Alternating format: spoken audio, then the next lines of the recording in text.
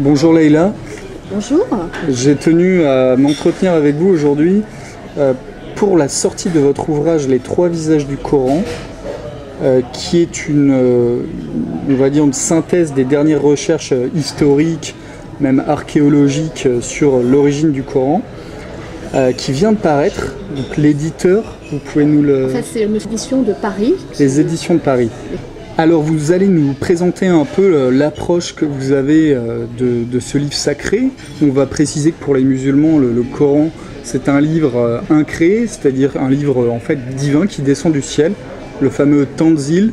Le Coran serait descendu du ciel déjà écrit et il n'y aurait aucun ajout, aucune modification humaine, à l'inverse par exemple du Nouveau Testament des chrétiens, qui est écrit par des hommes. Alors, si on prend la thèse musulmane, c'est de dire que le Coran est apparu en même temps que Mahomet et il n'a pas subi de modification. Donc, comment peut-on avoir des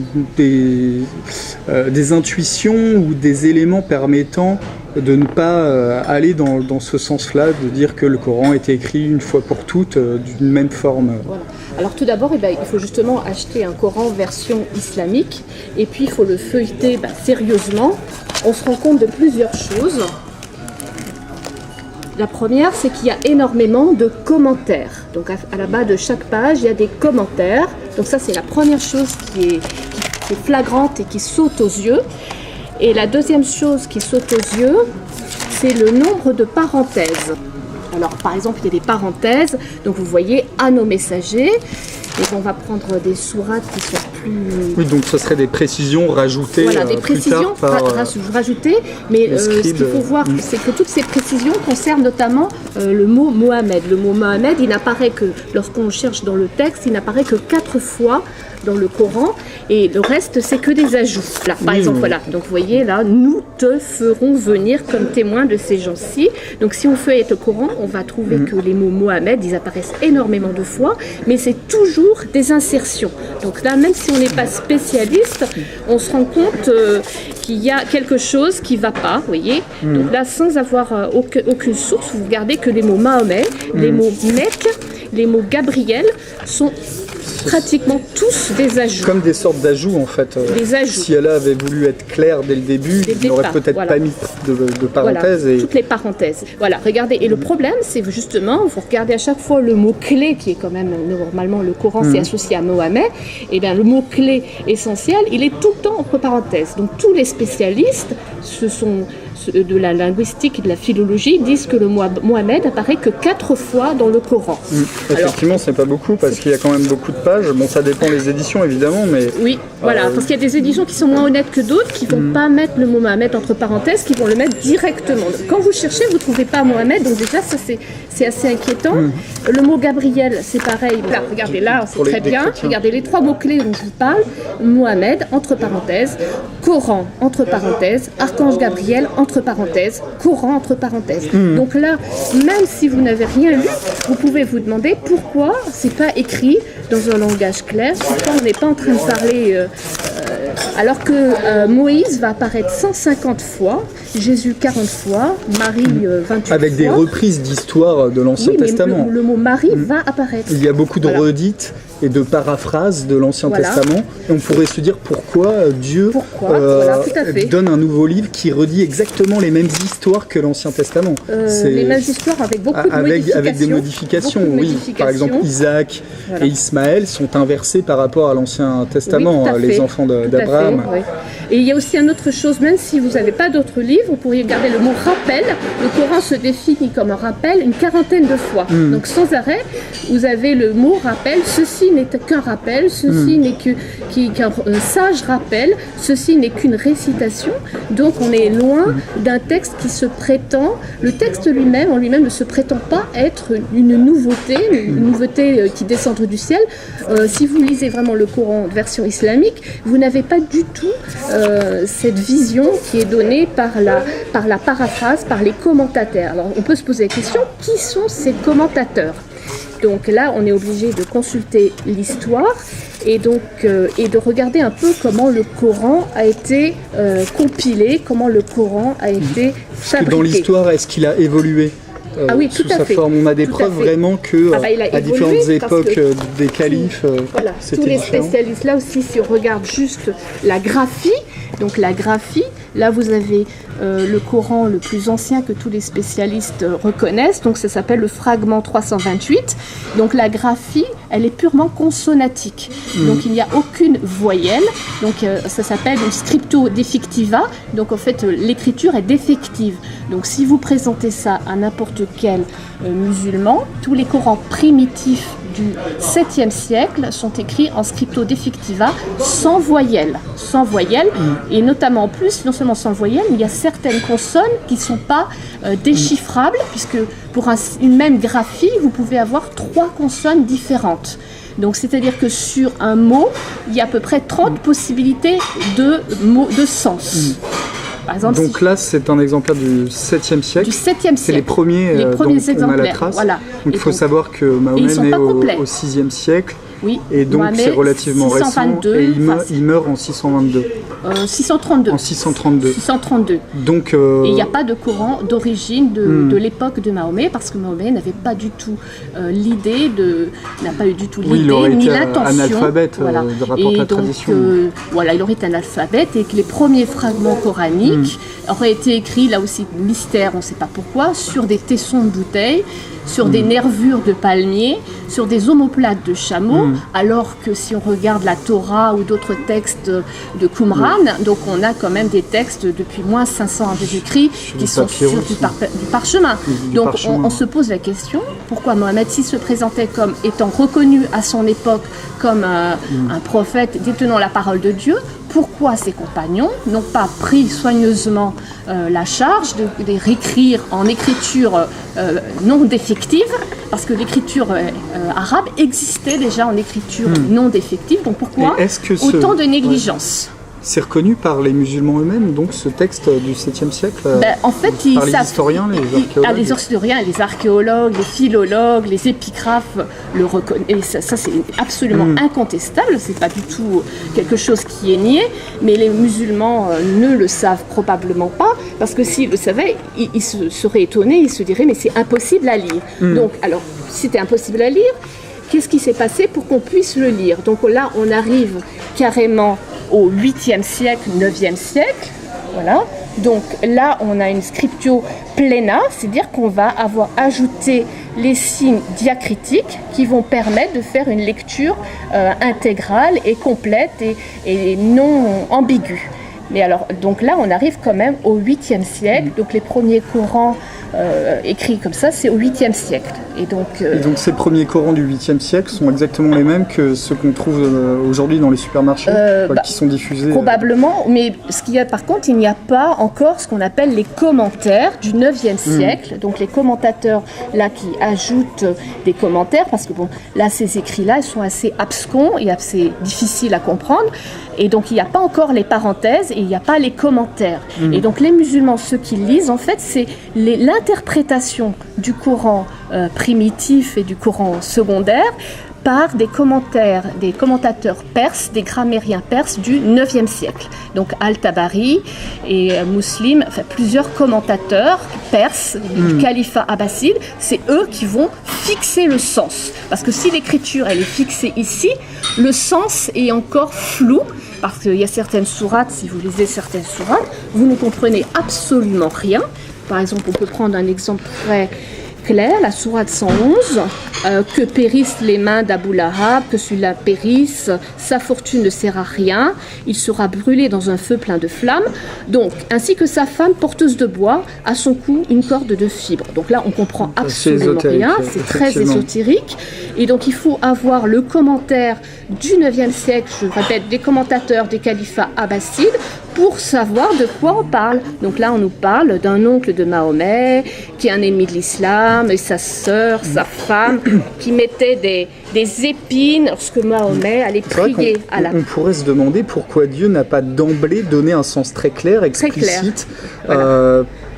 s'il avait voulu vraiment transmettre plus largement à l'humanité un message, tout à fait. Pourquoi passer par des circonvolutions, des périphrases, et des sens cachés, quoi. Pourquoi ne pas parler Mohamed clairement en tant que son prénom? On voit vraiment la différence avec les évangiles qui ont un sens très clair, avec des paraboles, où Jésus se fait comprendre vraiment très clairement. Et un autre élément, même si vous n'êtes absolument pas spécialiste, c'est justement l'absence des compléments circonstanciels de temps et de lieu. Le Coran, si vous le parcourez, vous êtes assez très vite dérouté et perturbé, dans le sens que c'est pas du tout comme dans l'évangile. On ne vous parle pas du tout du lieu où on est, on ne sait pas où on se déplace, on ne sait pas à quelle époque on est, on ne sait pas quel jour de la semaine on est.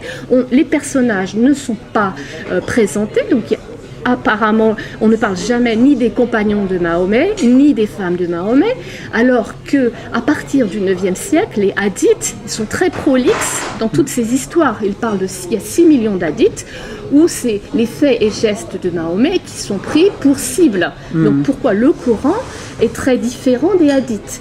Et on peut voir que les commentaires du Coran datent exactement de la même époque que justement les hadiths. Oui, on pourrait un peu avoir l'intuition que les hadiths sont venus pour confirmer le sens voulu donné par les commentateurs vous avez tout compris, c'est tout à fait ça. C'est que le Coran, il y a vraiment un courant primitif du 7e siècle qui n'est pas voyellisé, qui ressemble plus à des prières qu'on pourrait dire judéo-chrétiennes. Bon, les spécialistes parlent de prières nazaréens. Certains spécialistes vont dire jusqu'à que la strate primitive du Coran est constituée de 1/3. Certains spécialistes disent 1/3, comme Luling, ils disent 1/3 du Coran est constitué de prières, de psalmodies chrétiennes. Certains spécialistes vont jusqu'à 70%. Il n'y a pas toujours accord sur c'est le contexte de l'époque, dans la région de la Syrie actuelle et de l'Irak actuel. Qui était judéo-chrétien. Et de l'Arabie, c'était surtout beaucoup de juifs et beaucoup de chrétiens. Avec énormément de sectes, de variantes, et notamment, les spécialistes parlent d'une variante, d'une secte qui serait nazaréenne, donc qui synthétiserait un petit peu à la fois le christianisme et le judaïsme, et avec des variantes. Et ça, oui, je crois que les dernières recherches historiques ont un peu sont allées dans ce sens-là. Toutes les recherches historiques vont dans ce sens-là, et d'autant plus que ça confirme parfaitement l'écriture du Coran, puisque dans le Coran, sans arrêt, on voit qu'il y a une polémique. Le Coran est totalement polémique contre deux groupes. Donc il prend à partie, il attaque deux groupes. Un groupe de Yahoud, donc on peut traduire les Juifs, et un groupe des Nasara. Donc on voit que le Coran... Les chrétiens, oui, Nasara, une sorte de nazaréen... C'est plutôt nazaréen. Christianisant, si on peut se permettre ce néologisme. D'après les spécialistes comme le Père Gallet, c'est plutôt des judaïstes, enfin des judaïstes, mais messianistes. Je raconte des bêtises. Non, c'est des Juifs qui sont tout à fait messianistes, mais qui reconnaissent Jésus comme un prophète. Donc c'est ça les Nasara, ils reconnaissent Jésus comme un prophète, et ils attendent la venue de Jésus en tant que roi et en tant que instigateur d'un royaume quand même terrestre. Plus proche des chrétiens que des juifs actuels. Il faut faire attention, les juifs du 5e siècle, les juifs de Jésus-Christ ne sont pas non plus les juifs du 5e siècle. Oui. Donc, les Nazaras sont proches des juifs dans le sens qu'ils ont gardé toutes les observances, les 613 commandements, c'est-à-dire ne pas manger de porc. Il y a tout le juridisme étroit et puis tous les commandements. Ce qu'on retrouve après dans l'islam, les ablutions avant de prier, les purifications.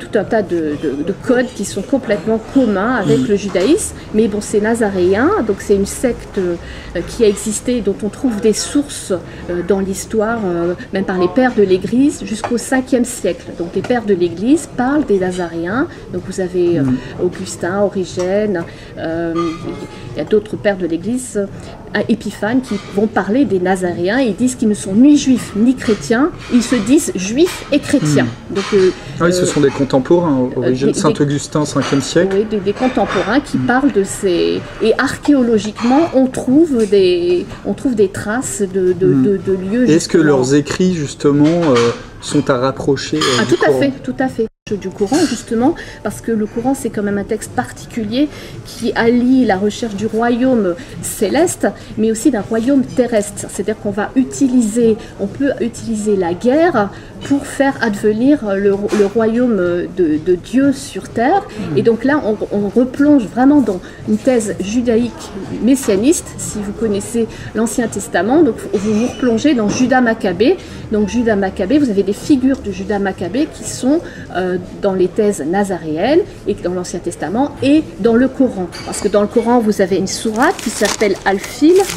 Alors c'est la sourate l'éléphant, voilà. Donc la sourate Al-Fil, donc là vous voyez c'est pareil. Vous avez tout un texte très abscon. Donc on parle des gens de l'éléphant, donc on ne voit pas trop de quoi on peut parler. Et il parle des oiseaux parvolés qui lancent des pierres d'argile. Alors là, ils sont très forts ces oiseaux, ils lancent des pierres d'argile. Oui, voilà, okay. Tout à fait. Mais alors là, c'est comme les poissons volants un peu, on les a pas vus, mais le Coran nous dit que ça existe. Okay. Donc, mais alors là, il y a des gros problèmes, parce que si on admet, parce qu'aussi on va voir qu'il y a un gros problème de localisation. Là, j'en ai pas encore parlé, parce que d'après la théologie, enfin les savants de l'islam, tout se passe à la Mecque. Mais d'après les fouilles archéologiques et d'après les spécialistes et les historiens, tout se passe plutôt en Syrie. Donc le Coran est plutôt un texte syriaque, justement par rapport à la langue, mais par rapport à plein d'autres choses. Tout se passe en Syrie et non pas à la Mecque. Donc là, si on lit le commentaire, eh ben, on nous parle qu'il y avait des Abyssins qui étaient au Yémen, qui seraient de l'époque du grand-père de Mohammed, qui seraient venus envahir la Mecque et qui étaient jaloux du site de pèlerinage de la Mecque. Et donc il y aurait une revanche de la part du grand-père de Mahomet qui serait parti avec justement des éléphants. Enfin, il y a une histoire d'éléphants, mais le gros problème de Il y a déjà eu des éléphants au Yémen. Justement, voilà, vous avez trouvé tout de suite. Ouais. Le gros problème, c'est qu'il n'y a jamais eu d'éléphants au Yémen. Donc en fait, cette histoire d'éléphants, elle est à rapprocher avec des textes bibliques, justement, de Judas Maccabée, où vous avez des éléphants. Les éléphants étaient plus sur la côte nord de l'Afrique, comme les éléphants d'Hannibal tout à fait. À Carthage et la Tunisie actuelle. Là, ça serait crédible, mais au Yémen, ça paraît un petit peu dur. Surtout qu'ils ont besoin de pas mal d'eau, les éléphants, je crois. Ouais. Je suis pas très bon en zoologie, mais... Donc, si vous regardez la Bible illustrée, même si vous n'êtes pas un grand spécialiste, vous voyez tout de suite que l'épisode des éléphants, vous le retrouvez donc c'est un emprunt symbolique, Judas Maccabée et les troupes de Mahomet. Donc là, on voit bien que c'est vraiment une thèse messianiste. On va avoir pas mal de sourates comme ça dans le Coran où on voit qu'on a un messianisme en marche, un messianisme qui est prêt à utiliser les armes pour faire advenir le royaume de Dieu sur terre. Et donc, si on regarde plusieurs sourates, on a énormément de vocabulaire guerrier. Donc, il y a même une sourate qui s'appelle le sabre, parce qu'elle s'appelle aussi le repentir. Mais donc vous avez tout un tas de vocabulaire très guerrier. Le mot tuer, le mot massacrer, égorger va apparaître très souvent dans certaines sourates. Donc ça on visait surtout les Mécois, les courriages de la Mecque, ça c'est ce que nous dit oui, ça c'est la version, la biographie, la sira. La sira, c'est ce que raconte la sira, mais tous les spécialistes, et notamment le père Galèze, le Messie et son prophète, donc c'est vraiment là, c'est une thèse, c'est la thèse de référence où il y a une dizaine d'années de recherche des manuscrits, de recherche des vraies sources historiques de l'origine de l'islam. Donc, il n'est pas le seul à aller dans ce sens. Toutes les recherches archéologiques vont dans ce sens. C'est qu'en fait, tout se passe en Syrie et tout se passe dans une remontée sur Jérusalem. Alors, même si vous n'êtes pas spécialiste de l'histoire, vous pouvez regarder en fait l'histoire des califes.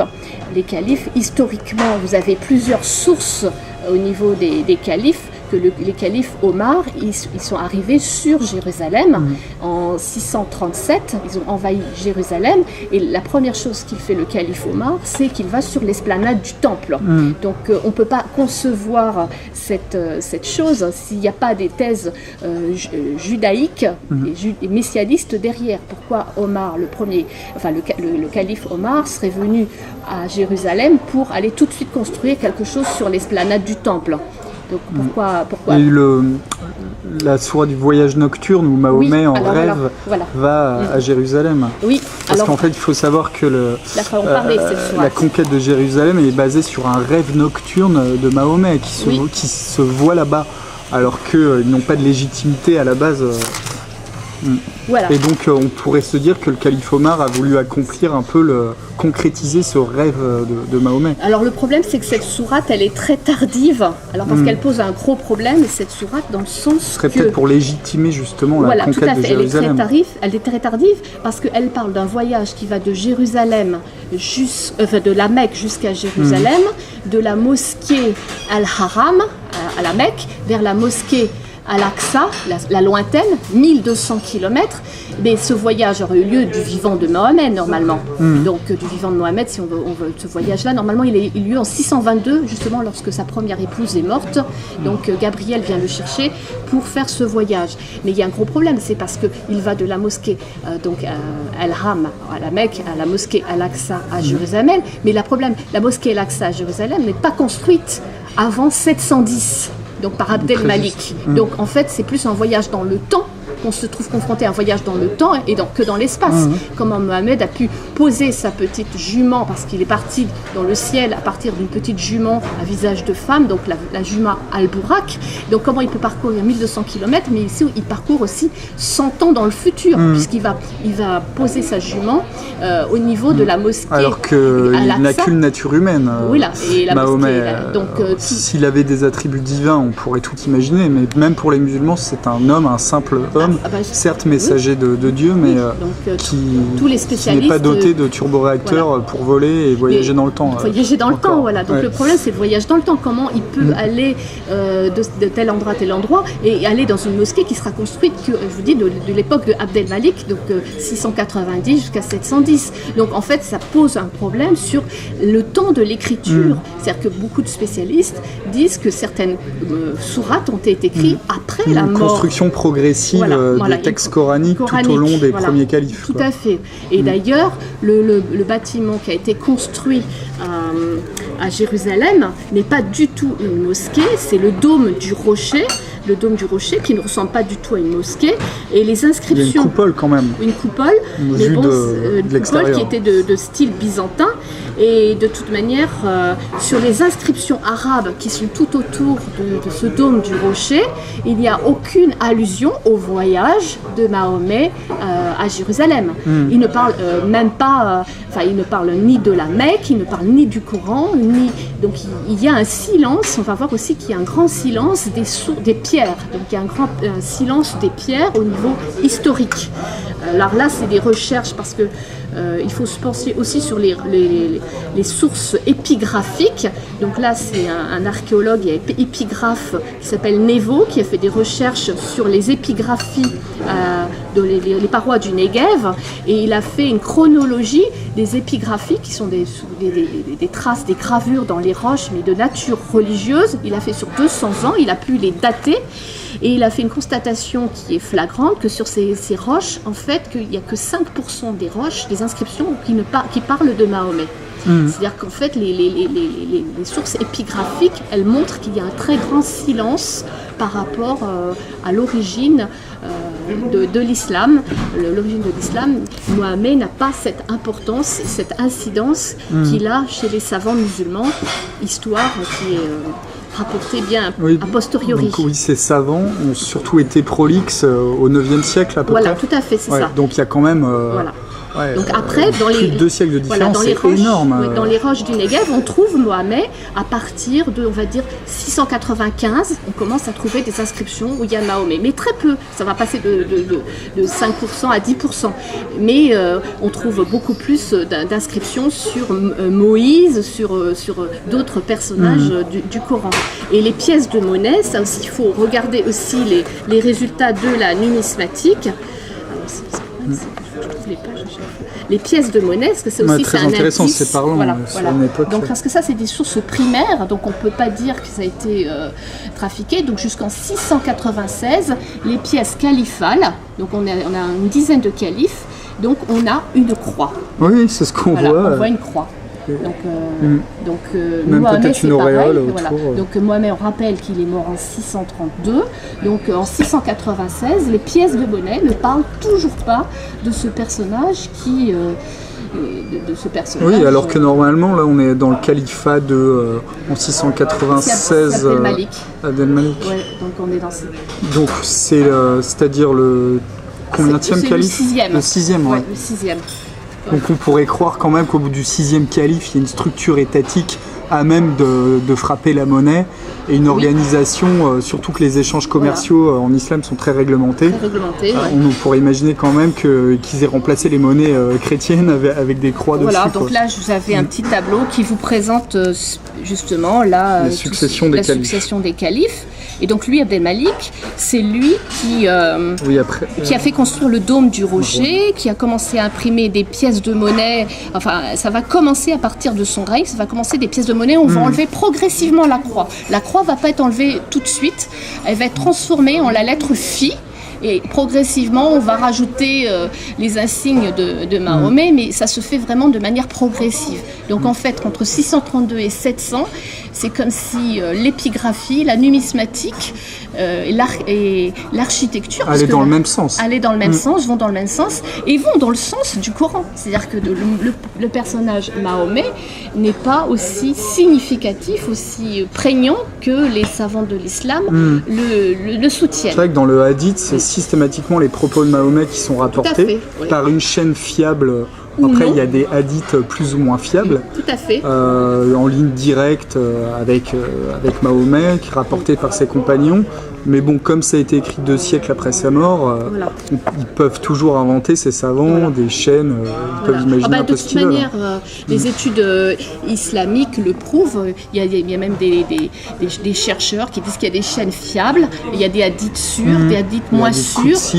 Donc il y a tout un tas de hadiths qui sont dits complètement farfelus, et ça les musulmans ne le nient pas du tout. Il y a quand même énormément de hadiths sahih, authentiques, dits authentiques par les musulmans, qui sont essentiellement les Al-Muslim, Bukhari et quelques autres, et qui parlent surtout de Mahomet Donc là aussi, on se retrouve clarifier le sens du Coran. Voilà, tout à fait, parce que sans cette sira essentielle dite, le Coran est un texte qui veut dire autre chose. C'est ça, surtout ça que les spécialistes disent. Et donc, la sira, donc, c'est la biographie officielle autorisée par les musulmans. En fait, mais alors justement, par cette des auteurs qui sont postérieurs. Elle confirme enfin tout ce qu'on vient de dire, cette biographie, puisque Mahomet, ses premières biographies ont été écrites par Ibn Ishaq, mais bon, on n'a pas ces sources, elles sont perdues. Et donc en fait on a des sources de sources, enfin c'est At-Tabari, du recopiage, Tabari qui a lu ces biographies du 7e ou du 8e siècle, et lui au 9e siècle, 10e siècle, enfin 923, il propose une biographie, une sira de Mahomet, justement quand même 300 ans après sa mort.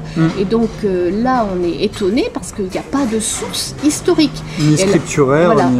Et donc le problème aussi, c'est qu'on peut confronter avec les sources byzantines et arméniennes de l'époque, et on peut se poser la question, quel était ce personnage si important de l'islam soi-disant, et voir que dans les sources byzantines et arméniennes... Oui, rappelons que l'Empire byzantin allait jusqu'en Syrie à l'époque. Oui, et donc il parle bien d'un personnage qui s'appelait Muhammad, et qui était responsable de militaires, et qui faisait des incursions justement en Syrie et Palestine. Oui, une sorte de coupeur de route.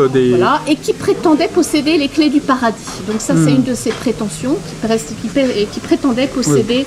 Comme il y en a eu beaucoup à l'époque, des gens qui se prétendaient prophètes. Vous avez la Doctrina Jacobi, un écrit de 640. Donc ce texte, tous les spécialistes le reconnaissent. On disait que le prophète est apparu venant chez les Saracènes. Bon, déjà, on ne parle pas de musulmans, ça fera en parler de l'histoire des mots, et qu'il proclamait la venue d'un Messie. Donc déjà, Mahomet, il annonçait la venue de Messie qui allait venir. Rien de nouveau sous le soleil.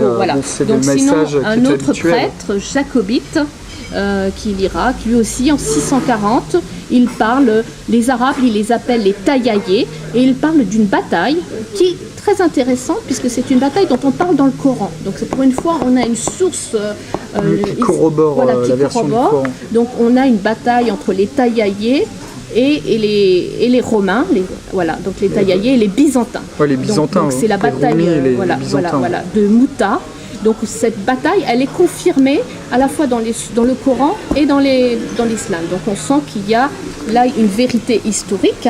Et on trouve aussi un évêque qui parle un évêque arménien qui parle des faits contemporains et dit que dans cette bataille, il souligne que les Juifs sont demandés de l'aide aux Arabes, parce que là, il y a aussi un contexte géopolitique qui est important de maîtriser. Donc, pourquoi les Juifs sont venus demander de l'aide aux Arabes ? Parce qu'en 614, il y a eu le sac de Jérusalem par les Perses, d'accord ? Et donc vous avez l'Empire romain qui est en conflit avec l'Empire perse. Les Sassanides. Voilà, les Sassanides. Et en fait, les Juifs, ils avaient été chassés de Jérusalem, vous savez, depuis à peu près 130 après Jésus-Christ, donc après la destruction du Temple. Et donc, les Juifs, ils étaient plutôt, on va dire, persécutés par l'Empire byzantin. Les Perses, à un certain moment, avaient permis le retour des Juifs à Jérusalem. Puis après, il y a eu encore une dispute et les Juifs, ils ont été expulsés par les Perses. Donc là, les Juifs qui voulaient reprendre Jérusalem et restaurer le temple se sont retrouvés une fois de plus mis à la porte. Ils sont partis au désert. Donc d'après certaines sources, ils seraient partis convaincre les Arabes. Donc les Arabes, alors quand on dit les Arabes, il faut savoir que ça recouvre plusieurs ethnies, plusieurs confessions, parce que l'Arabie, elle était très christianisée, parce qu'il y a les Arabes bédouins, on va dire du sud, mais il y avait aussi les Arabes qui étaient de Syrie, qui étaient soit nestoriens, soit jacobites, et qui étaient déjà christianisés. Mais bon, les Arabes, on va dire de ces plusieurs églises chrétiennes, elles n'étaient pas non plus contentes de l'empire du joug. L'empire byzantin, parce qu'il y avait des confessions différentes. Oui, voilà, et il y avait des persécutions. On trouve des textes, notamment l'abbé No a parlé beaucoup des textes de cette époque-là, où des moines nestoriens étaient chassés par l'empire byzantin. Donc en fait, ça s'est avéré. Oui. Voilà, et donc tout ça, ça contribuait aussi à une espèce d'alliance avec les Arabes, avec cette hérésie naissante, parce que l'islam, si on regarde quand même certains contemporains comme Saint Jean de Damascène, il l'appelle la 100e hérésie. Donc il y a eu une espèce de coalition, et s'il n'y avait pas eu cette coalition des Arabes christianisés, l'islam n'aurait jamais eu cette ampleur dans cette région. Il faut voir qu'en Égypte, c'est les chrétiens qui ont ouvert les portes de l'Égypte. Oui, en partie, qui était contrôlé par l'Empire byzantin, qui ne traitait pas très bien les chrétiens d'Égypte. Voilà, totalement. Par exemple, là, en Égypte, les sources nous disent que 60 000 moines quittèrent le désert et vinrent au-devant d'Amrou, donc un compagnon de Mahomet, pour le complimenter. Donc il y a quand même eu des ouvertures de portes notoires. Amrou. Et il faut savoir aussi qu'il y a eu un événement très important en 644. Donc il y avait un patriarche jacobite, Benjamin, qui a justement été persécuté par l'Empire byzantin. Pendant 13 ans, il avait été chassé par l'Empire byzantin, qui a fait un colloque avec un compagnon de Mahomet. Et donc, il y a une espèce de diplomatie entre les deux, des accords diplomatiques, où justement Amrou propose à Benjamin de le restaurer dans ses églises. Donc, vous voyez, il y a eu une certaine... Et il y a eu un colloque. Et dans ce colloque, ce qui est extraordinaire, c'est que Amrou, le compagnon de Mahomet, a demandé... Celui qui a conquéri l'Égypte. Voilà, il a demandé... le général... peut-être que ça change. Mais il y a une résistance quand même. Même les écrits musulmans nous disent, et les chroniqueurs de l'époque, il y a eu un travail fait par l'historien Louis Chagnon sur la conquête de l'Égypte. Il y aurait eu quand même une résistance. Et beaucoup d'Égyptiens déportés après en Arabie, réduits en esclavage. Ils n'ont pas conquis l'Égypte si facilement que ça, mais effectivement, il y a eu des ouvertures et un accueil plus ou moins, j'allais dire chaleureux, de certains évêques persécutés par l'Empire byzantin. C'est assez compliqué. On trouve cette Michel de Syrien, donc c'est une source. À propos du pays d'Égypte, on trouvait dans les contes que Benjamin, patriarche des orthodoxes, avait livré l'Égypte aux Taillaïens. Donc après, c'est sûr, il y a peut-être polémique, mais en tout cas, ce qu'il y a eu, c'est qu'il y a eu un colloque interreligieux entre eux. Et ce qui est intéressant, c'est de voir que Amrou, à ce moment-là, il va demander au patriarche, il va lui demander de traduire l'évangile en arabe, mais d'enlever la divinité du Christ. Donc c'est assez intéressant ce passage, parce que ça montre quoi? C'est qu'à cette époque, en 644, syncrétisme, voilà, il cherchait déjà, oui, on va reparler justement du syncrétisme, il cherchait aussi d'avoir une légitimité chez les chrétiens, mais en excluant la divinité du Christ. Pour ne pas se faire voler la vedette, on pourrait dire. Oui, puis parce que le Coran... au premier plan, mettre Mahomet au premier plan. Oui, c'est ça, tout à fait, des réécritures possibles. Mais aussi le fait que le Coran aussi, dès le départ, aussi un thème qui est très important, vous avez parlé de syncrétisme, mais le Coran, alors je vais rechercher les sourates les plus intéressantes, se présente vraiment comme... il a une volonté de synthèse, une volonté de syncrétisme et de synthèse. Sans arrêt, il va parler venez à moi à une parole commune. Venez à une parole commune. Donc c'est un texte qui va revenir. Expurger les questions qui pourraient diviser. Oui, tout à fait. Et se retrouver sur le plus petit dénominateur commun. C'est exactement ça. C'est exactement ça. Et c'est écrit. Toute la sourate 3 se veut rassembleuse et unificatrice. N'as-tu pas vu comment agissent ceux qui ont reçu une part du livre et ceux qui sont maintenant invités au livre d'Allah pour trancher leurs différends, comment un groupe leur tourne le dos et s'ensuit? Eh bien, comment ils seront quand ils auront rassemblé? Vous voyez, donc il y a vraiment un rassemblement. Rappelle-toi, il parle, puis vers moi sera votre retour, je jugerai sur quoi vous vous opposiez. Donc il y a une profession de foi dans une religion unifiée des trois mouvances. Bon, alors il parle de Amram et d'Imram, donc tout ça, ça va être des personnages pour désigner la famille de Marie et la famille qu'il va appeler Marie, sœur d'Aaron, parce qu'en fait c'est les deux livres, donc il faut unifier les deux livres, ceux qui ont reçu le deuxième livre. Donc le Coran vraiment, il se veut unifié. Nous croyons en Allah, à ce que nous a fait descendre sur nous, à ce qu'on a fait descendre sur Abraham, Isaac, Jacob, les tribus, ce que nous avons été rapporté à Moïse et Jésus. Donc vous voyez bien, là vous avez une unification. Donc les scribes qui ont transcrit cet appel à la foi unifiée, donc il veut unifier, j'ai voulu te rassembler des enfants, voilà, donc on retrouve bien ce lien d'unification. Donc, et d'ailleurs, si on peut voir dans l'iconographie, on voit bien que Joseph et puis Aaron, donc ils ont la même représentation au niveau Ça, ce sont des images qui ont été trouvées où Oh non, ça c'est des images plutôt en Syrie. En Syrie. Donc vous avez raison, c'est tout à fait un livre qui veut unifier et passer au-delà des différends avec le plus petit dénominateur commun. Et justement, donc évidemment, le dénominateur commun, il va exclure la divinité. Il y a peut-être des arrière-pensées politiques afin de c'est vraiment le Coran. Rassembler. Oui, le Coran, c'est vraiment c'est un livre vraiment messianiste. Il faut vraiment se mettre dans une mouvance messianiste, de reconquérir Jérusalem et de faire advenir le Messie sur terre. Donc vous pouvez comprendre un peu cette optique en relisant les passages de l'Ascension où les disciples du Christ, enfin les apôtres, n'avaient pas encore compris le royaume dont parlait Jésus. Et ils disaient, est-ce que c'est maintenant que tu vas restaurer la royauté d'Israël? Donc c'est vraiment, il y a un désir de royauté, et c'est pour ça que tous les chercheurs parlent du Messie et son prophète. Donc le Messie, c'est le Messie Jésus, et le prophète, donc c'est le prophète, qui réaliserait, qui réaliserait. Dans le temps, voilà. Et si on se réfère aux hadiths, sa royauté terrestre. Si on se réfère aux hadiths qui ne sont certes pas des sources sûres, mais quand même il est un fait avéré dans ces hadiths, c'est que Mahomet annonçait le retour de Jésus rapidement après sa mort. Et Jésus devait revenir rapidement. Et d'ailleurs, si on peut regarder que les musulmans actuellement, ils annoncent, ils disent que Jésus va revenir, à Damas, sur un minaret qui s'appelle un minaret qui s'appelle Aïssa, Jésus. Donc on a vraiment, c'est vraiment un messianisme armé, un messianisme armé. Okay. On a appris beaucoup de choses là. Voilà, ça nous met l'eau à la bouche pour lire votre ouvrage, vous êtes basé sur pas mal de références. C'est un ouvrage de synthèse et de vulgarisation de toutes les recherches historiques, archéologiques, philologiques, littéraires, numismatiques. Bon, c'est vrai que c'est un travail ambitieux. Il y a un site qui a déjà été fait par les Capucins qui résume c'est un site, vous mettez Capucins et Islam, donc c'est les Capucins qui ont fait un site. On mettra le lien sur la vidéo. Voilà.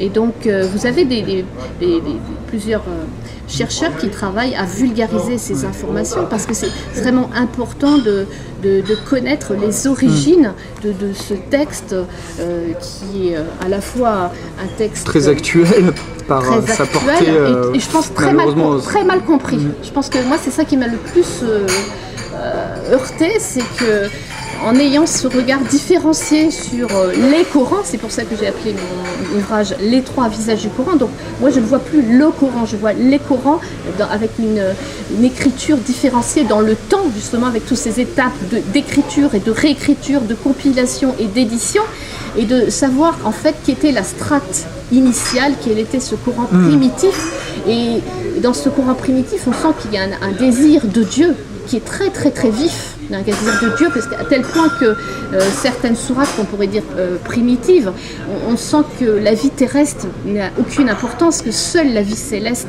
importe, et donc on sent réellement qu'il y a un appel de l'âme des scribes vers ce Dieu. Mais après, dans certaines sourates qui sont dites médinoises, on voit bien qu'il y a un autre style littéraire. Médine, quand Mahomet contrôle la ville et donc là, on a peut imposer un et donc peu là, ses c'est vues plus de chef. l'organisation sociale, les lois, le juridique. Donc là, on va avoir des sourates de petits numéros qui sont en fait les plus tardives. Donc où là, vous allez avoir une organisation de la société. Une sorte de code civil. Voilà, de code civil.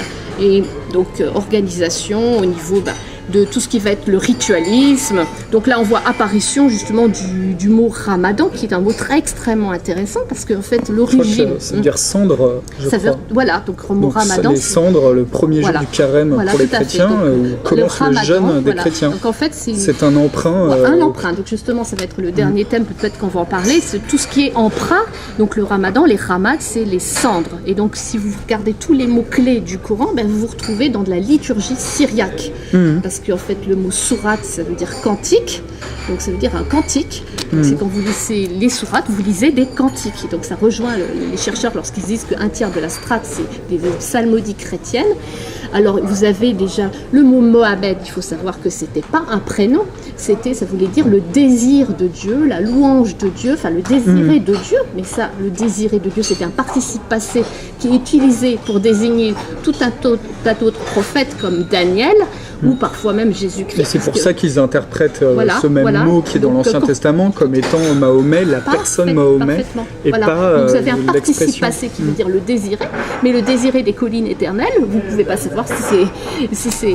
Oui, ça leur permet de récupérer comme ça l'Ancien Testament. On disait, on parle de Mahomet, tout à mais en fait. fait, Il y a une récupération parce que Mohamed n'était pas un prénom. Pour ça, il faut faire un peu de linguistique et retrouver par exemple, le mot Abdallah. l'étymologie On croit que des mots. Abdallah, c'est un prénom musulman, mais non, c'était un prénom chrétien. Ça voulait dire serviteur de Dieu, parce que Allah, ça voulait dire tout simplement Dieu dans toute la chrétienté.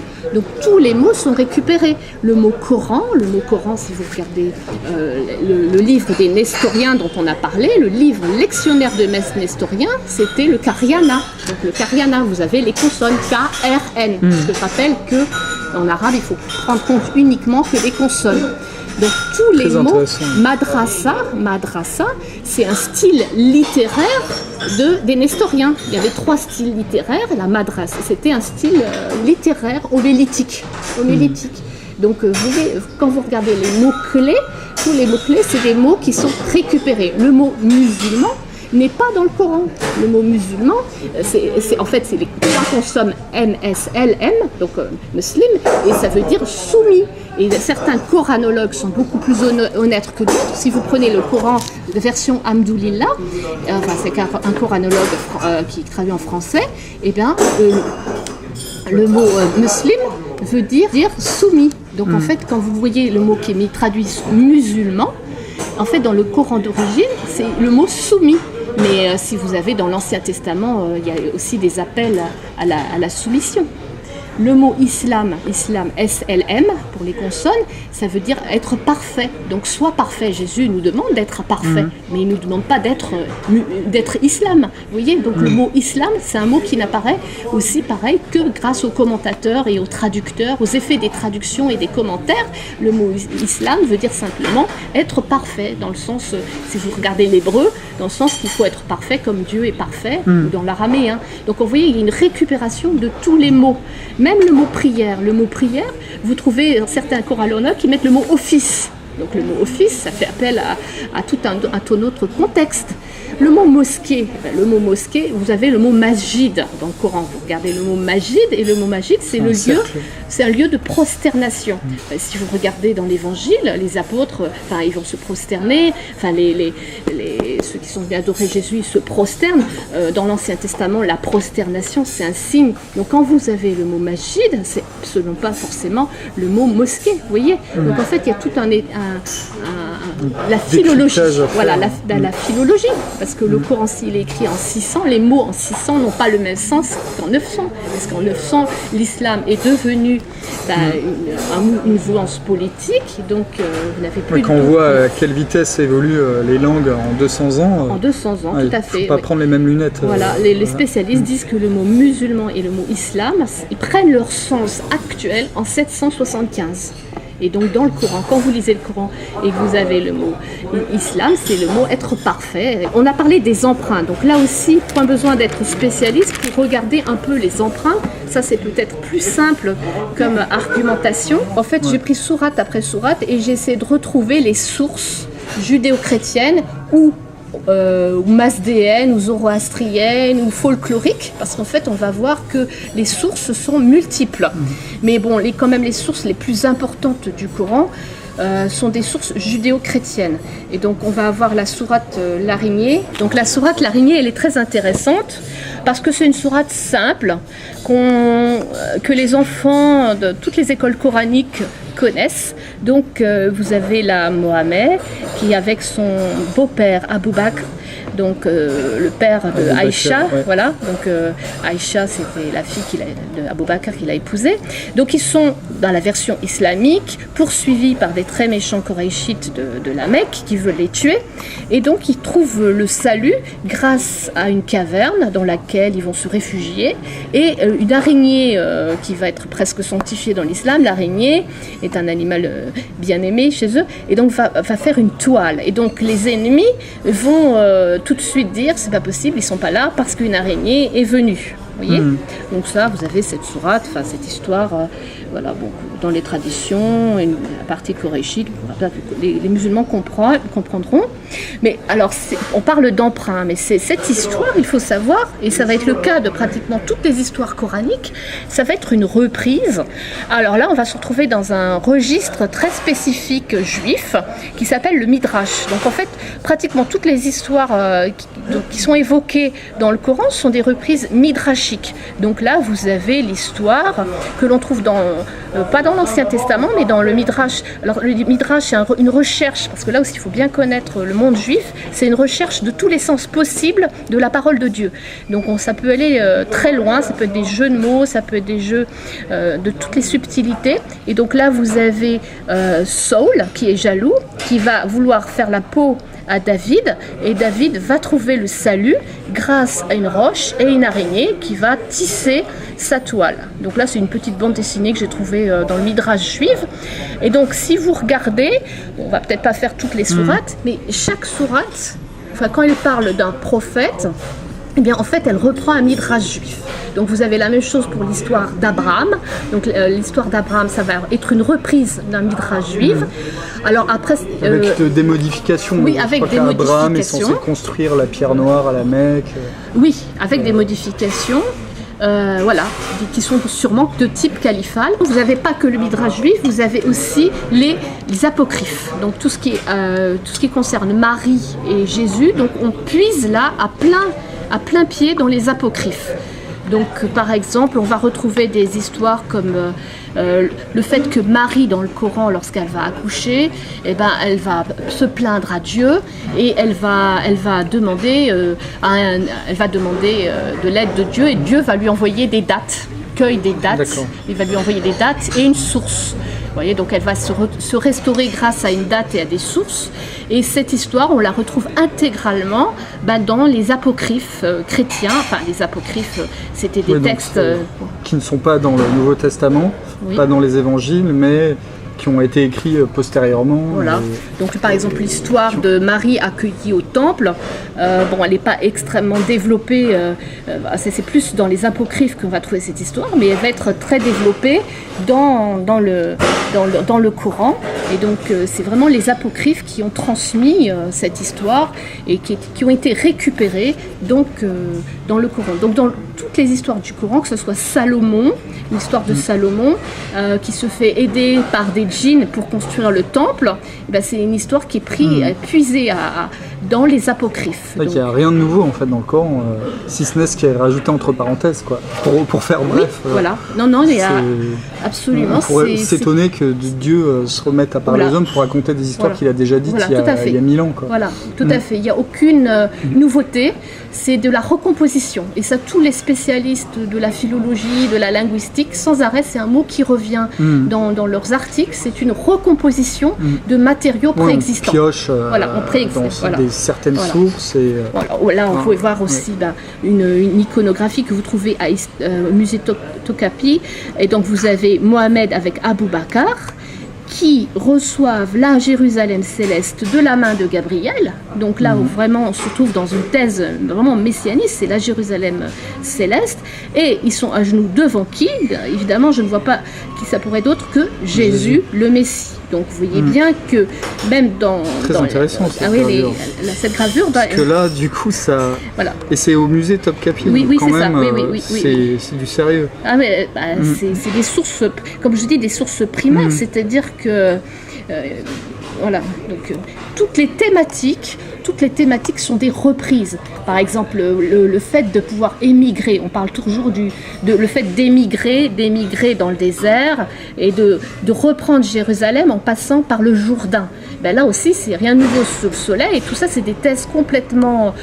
quand vous lisez l'Ancien Testament, il y a l'Exode, et qu'il faut passer la terre promise, il faut passer par le Jourdain. Et il faut voir que dans la bataille dont on a parlé tout à l'heure, par les chroniqueurs byzantins, et bien justement l'équipe de Mahomet, c'est ceux qui ont fait l'exode, les Moujahiroun, et bien ils vont reprendre Jérusalem en passant par le Jourdain. Donc ils vont pas faire quelque chose de nouveau. Donc, ils vont pas innover. Hein. Non, voilà. Donc on est dans le thème de la reprise.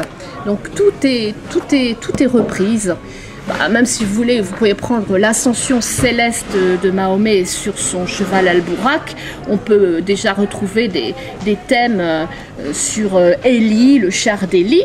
Alors, ce qui est très intéressant aussi, c'est que le Al-Bourak, le cheval la jument sur laquelle va chevaucher Mahomet, elle a un nom particulier. Parce que Al-Bourak, si vous regardez sur Internet, c'est le mur de soutènement de l'esplanade du temple de Jérusalem. Donc vous voyez, rien que pour le nom du cheval, on n'a même pas d'originalité, puisqu'on va reprendre le nom du temple, de l'esplanade du temple. Donc là, c'est très étonnant, et donc c'est en regardant des vidéos sur le retour du troisième temple, des sources juives, que j'ai regardé des sources juives, donc dans des prophéties juives, le troisième temple va descendre du ciel. Donc les thèmes, donc on a parlé tout à l'heure de la descente d'un livre du ciel, si vous voulez, il y a déjà la même chose dans le judaïsme, parce qu'en fait dans le judaïsme, il y a aussi certaines midrash qui parlent que Moïse est parti chercher la Torah au ciel, et les sources juives qui parlent d'un troisième temple. Oui, on pourrait inviter les musulmans à lire directement les midrash, les sources juives. En plus, les histoires sont plus développées. Que le Coran qui est un résumé donc, plus en fait, ou moins transformé. Voilà. Donc ce livre, en fait, est intéressant pour les musulmans dans le sens que ça va leur donner les sources juives qui parlent déjà, les premières sources. Bon, le mur de Gog... Selon les musulmans, tous ces textes auraient été trafiqués, il n'y aurait que le Coran qui serait fiable, et l'Ancien Testament, tout ce qui a précédé n'aurait aucune valeur. Alors que ça, c'est encore les savants musulmans qui le disent, mais le Coran ne dit pas. Non, le Coran ne dit pas ça, puisque le Coran, sans arrêt, il dit ceci n'est qu'un rappel, n'est qu'une confirmation. Et donc, je peux vous trouver la page, mais je crois que c'est une centaine de références dans le Coran, où toutes les sourates qui disent que ceci n'est qu'un rappel, ceci n'est qu'un rappel, ceci n'est qu'une confirmation. Mais aussi que les textes auraient été trafiqués, alors qu'on les a retrouvés, ces textes. On a les sources. C'est pas très cohérent. Pourquoi ils auraient été... il y a beaucoup de choses qui ne sont pas cohérentes. Non, je me fais un peu l'avocat des musulmans. C'est leur discours. C'est dans le Coran d'ailleurs, c'est marqué que les textes auraient été trafiqués, il me semble. Ils disent qu'il y a des groupes, les Yaouds, c'est pas tellement trafiqué, ils disent qu'ils kafarent, c'est qu'ils recouvrent. Ils cachent certaines choses. Mais en fait, la chose, tous les spécialistes le disent, le reproche que le Coran fait aux Yaouds, c'est de ne pas reconnaître la messianité du Christ. Donc c'est ça le kafarage, c'est pas tellement la falsification de texte, c'est qu'en fait il reproche aux Juifs, aux Yaouds, de ne pas reconnaître que Jésus est le Messie. Donc la polémique, elle est tournée contre les Juifs qui ne reconnaissent pas le messianisme du Christ et qui ont empêché, en fait dans la théorie du Coran et des Nazariens, c'est qu'en fait les Juifs, ils ont empêché la vraie mission de Jésus. Et donc en fait ce que Dieu a fait, c'est qu'il a rappelé Jésus, il l'a gardé au ciel en réserve pour que Jésus, quand les temps seront favorables, revienne accomplir sa mission. Et donc en fait, ils ne disent pas que l'évangile est falsifié, ils disent que certains groupes kafarent. Et kafarer, ça veut dire recouvrir de bitume. Ça veut dire recouvrir le péché, mais ça veut dire recouvrir le bitume. Ils cachent certaines vérités. Et la vérité que le Coran met en évidence qu'il cache, c'est justement la non-messianité de Jésus-Christ. Donc, si vous voulez, le personnage de Jésus-Christ dans le Coran n'est pas si bien compris par les musulmans actuels. Bon, sinon, au niveau de la rhétorique, de la stylistique, tous les spécialistes disent que le Coran est très très proche de la liturgie syriaque du 6e, 7e siècle. Il y a énormément d'écrivains du 6e siècle qui sont repris mot pour mot dans le Coran. Et par exemple, Alexandre, parce qu'il y a un moment où ils vont parler de Dou al-Karayn dans le Coran, donc Alexandre le Grand, et donc ils vont reprendre Dou al-Karayn, et donc d'après les spécialistes, cette reprise coranique de ce personnage d'Alexandre le Grand, ça correspond à une commande d'un récit par Héraclius, l'empereur byzantin, avait commandé un écrit en prose, versifié. Et donc il avait commandé un écrit qui s'appelle Roman d'Alexandre, dans lequel Héraclius, pour se redorer son blason, avait fait une commande d'un livre dans lequel il s'identifiait au personnage d'Alexandre le Grand. Et ce texte, il a été prouvé par les spécialistes de la linguistique que c'est celui-là qui est repris dans le Coran. Donc au niveau de la versification, au niveau de la rythmique, donc on a un copier-coller de textes qui sont en fait des textes préexistants, totalement. Donc, il y a quand même des preuves irréfutables. Pour un musulman qui serait honnête intellectuellement, il pourrait se poser quelques questions. C'est un livre qui est justement à lire pour les musulmans, pour qu'ils comprennent un peu d'où viennent leurs écritures, parce que je pense que c'est des gens qui ont la foi et qui ont besoin de se ressourcer justement dans les origines de la primo-écriture, et ne pas se contenter de ces commentateurs abbassides qui étaient perses, qui n'étaient pas du tout de culture arabe, qui leur ont volé un peu, si vous voulez, leur Coran primitif, et donc qui se replongent dans les sources et qui voient le lien direct avec les textes judéo-chrétiens.